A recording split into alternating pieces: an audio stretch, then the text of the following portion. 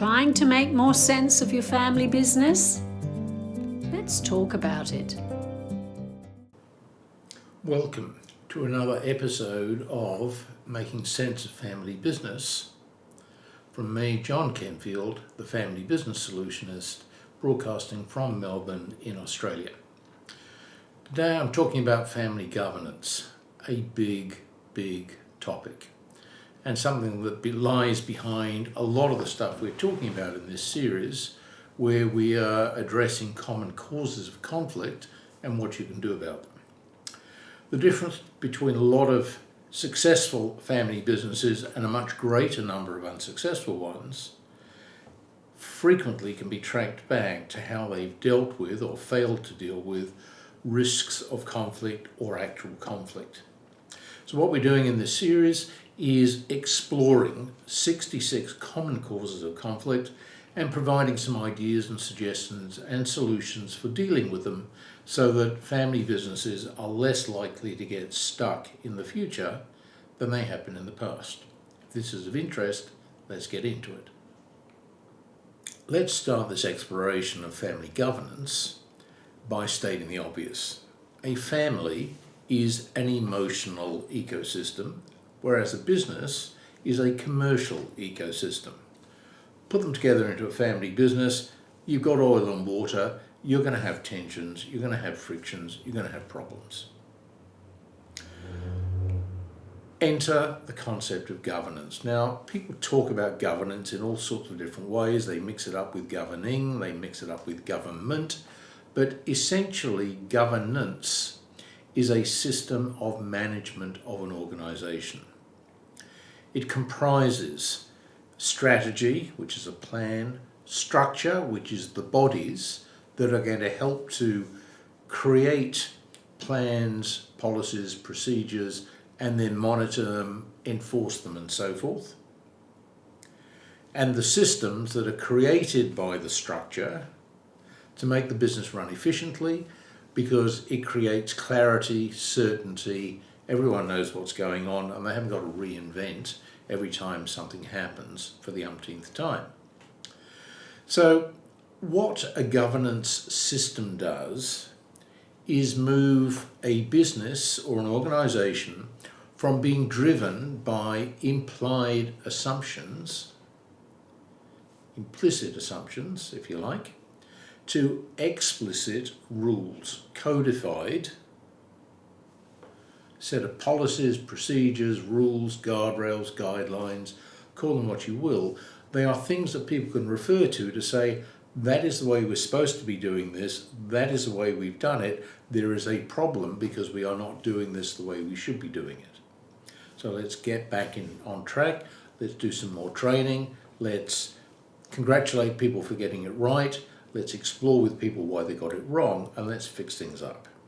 So governance gives you measurements, gives you yardsticks, gives you tram tracks, if you like, to run the business, or at least to run the core of the business, efficiently and confidently.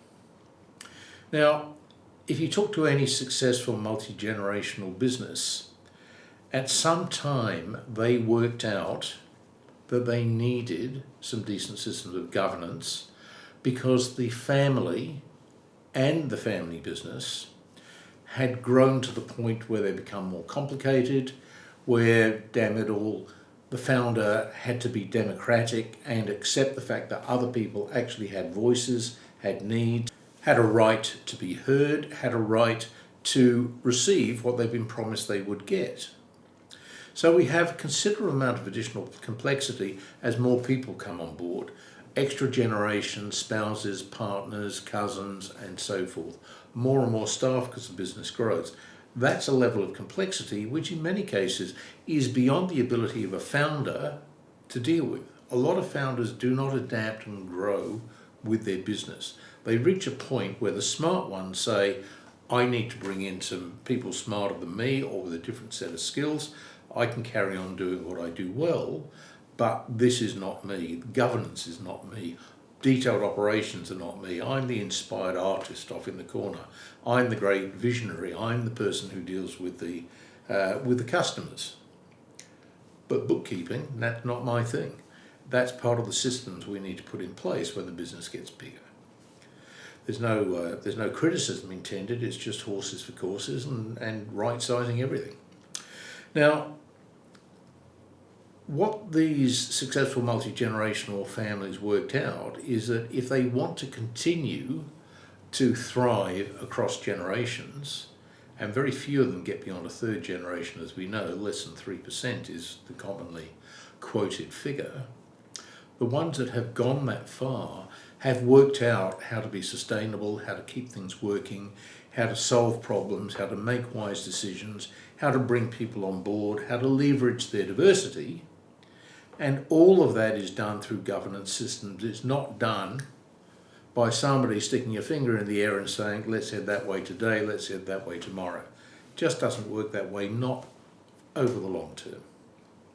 So you can think of governance, if you like, as the rule book, the directions, a form of scaffolding, a feather bedding, a safety net, a parachute, rocket fuel. It's all of those things, if you get it right. If you get it wrong, maybe not so much. But what we do know is that an awful lot of family businesses fail, not because the business was no good, but because the family became no good. And the poisons, and we talked about this in the previous video, the poisons that build in the family become toxic to the business. Too much of a distraction, too much of a conflict, too much of a division of leaders' attentions and so on. Failed succession, everything goes up in smoke.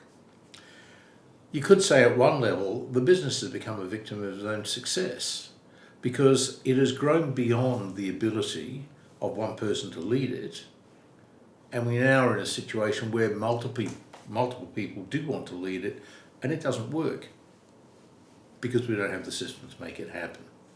So what we need to do is create the system of governance, and we need to address what the business needs to be successful, and we need also to address the flashpoints for conflict that can create problems irrespective of how cleverly we organise the business. Now, we are talking about business families here rather than family business. Family business is book 3, we'll get onto that a few months down the track, but we're talking primarily about governance for the family. So we're going to be talking about family councils, we're going to be talking about family constitutions, things of that sort. We're not talking about governance in the business, not specifically in this particular episode. What are the key flashpoints that we might want to worry about in a family environment? Well, there are non-monetary items like recognition, validation, who's in control, what authority do I have, what is my obligation towards the legacy, what are my entitlements from the family legacy, what's going to happen with succession and inheritance. A lot of those issues need to be worked up, disclosed, explained, agreed, documented, implemented, because if they're not, the pressures that grow in the family have a real chance of destabilising and actually breaking the business.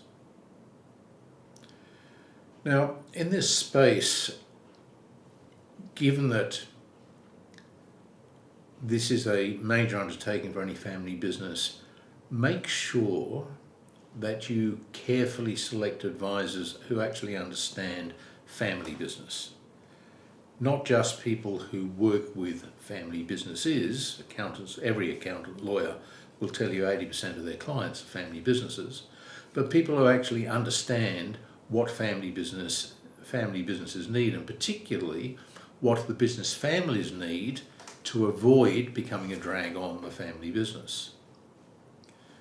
Now, that means people who are trained specifically in getting involved in the human dynamics on the family side. And I can tell you, after 40 years as a chartered accountant, having spent a lot of that doing forensics and dispute resolution working with lawyers, both of those professions, the vast majority of members hate getting into the family stuff. And if they do get into the family stuff, they're not very focused on the commercial stuff. And you need people who can deal with both, and they tend to be family business advisors who are less restricted by the boundaries of particular professions.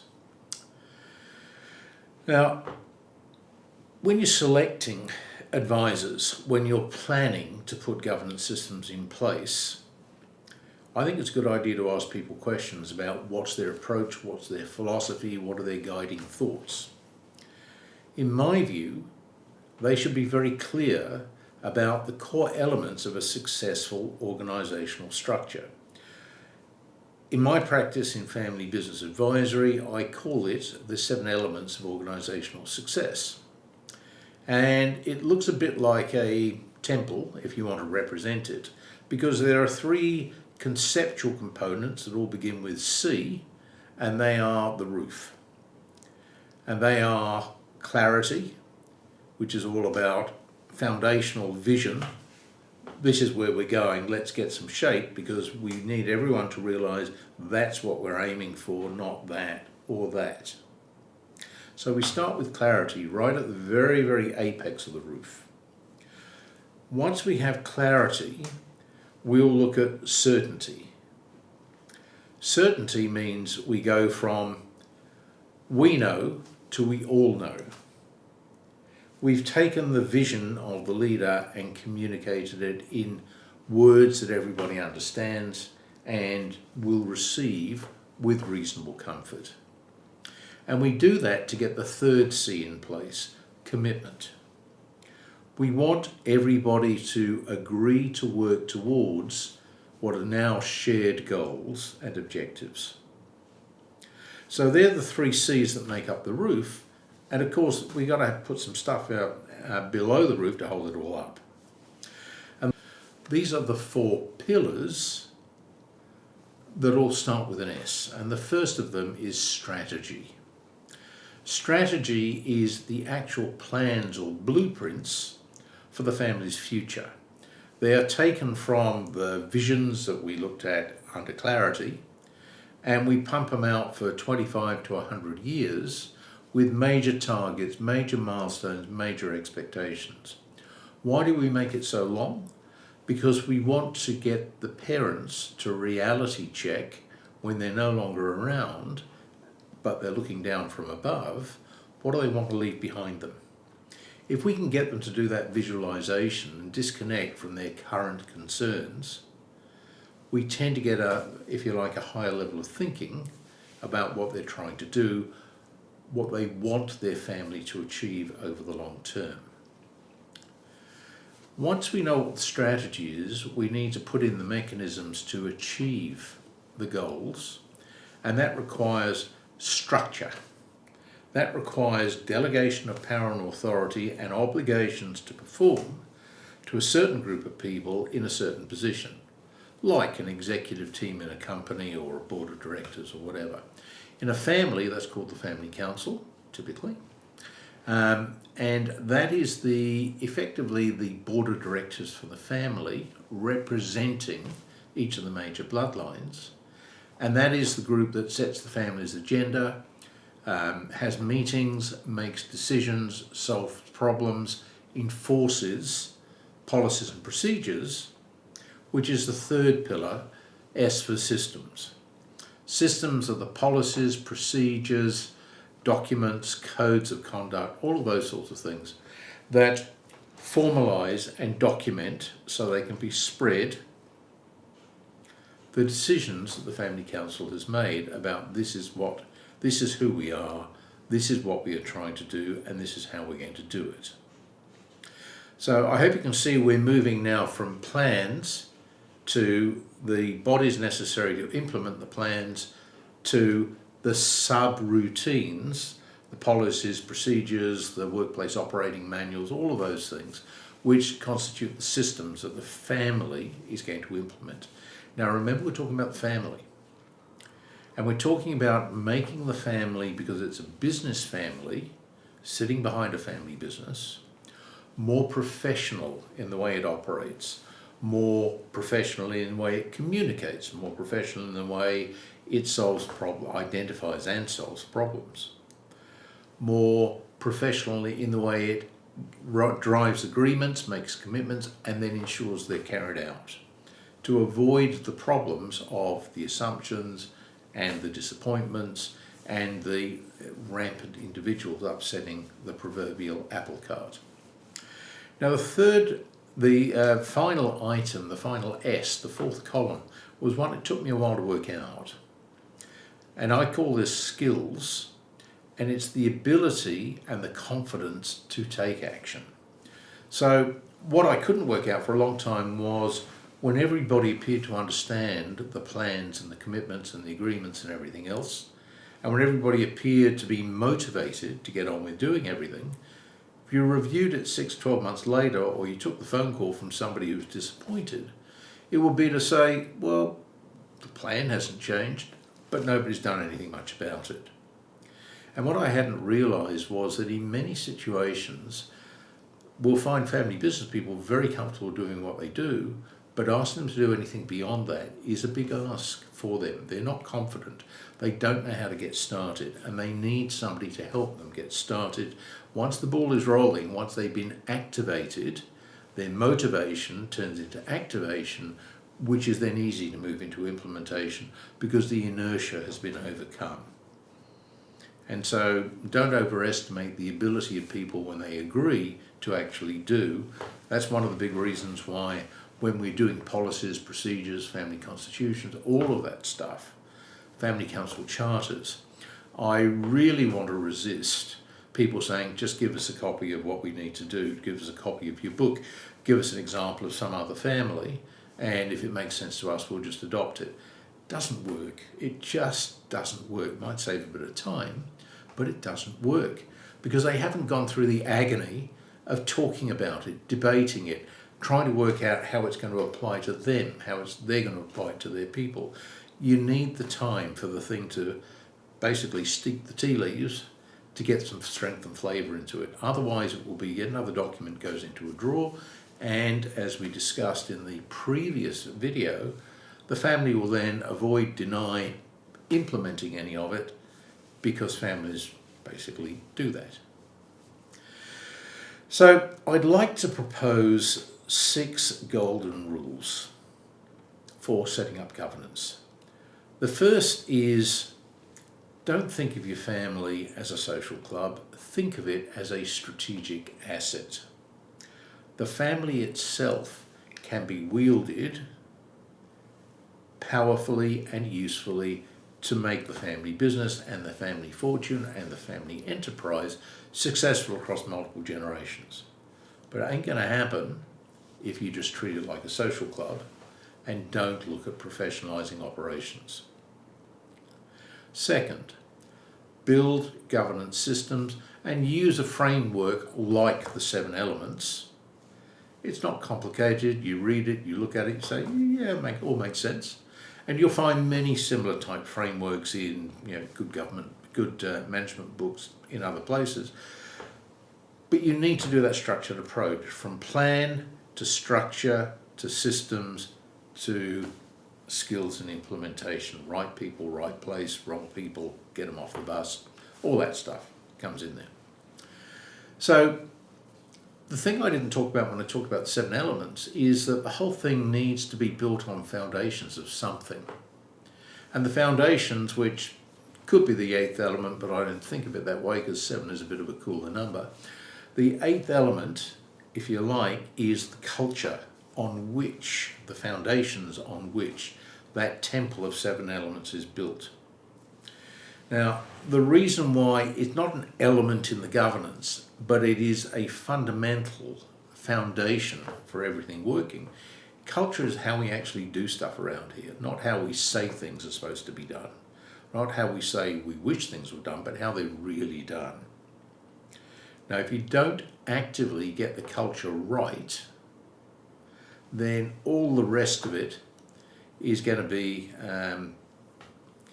about as useful as a wet lettuce leaf for putting out a bushfire. I was going to say something a bit ruder, but decided not to.